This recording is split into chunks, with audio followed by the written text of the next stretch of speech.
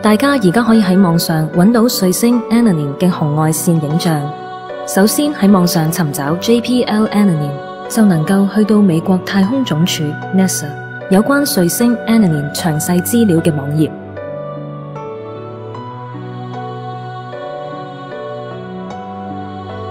然後喺網頁裏面點擊 Ephemeris。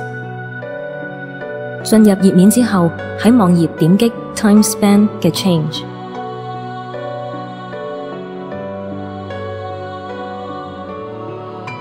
之後將下面兩個日期嘅年份改為2007年，點擊 Use Specified Times， 再點擊 Generate Ephemeris。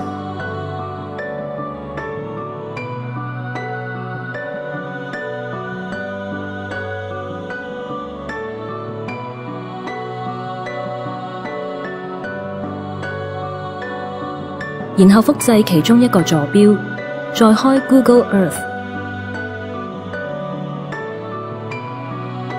喺選單上點選檢視、探索、天際，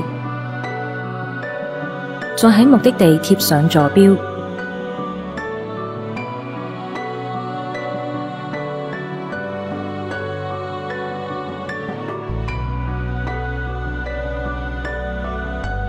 喺圖中剔選 Featured Observatories 或者重要天文台，再剔選紅外線成像攝普儀 Iris。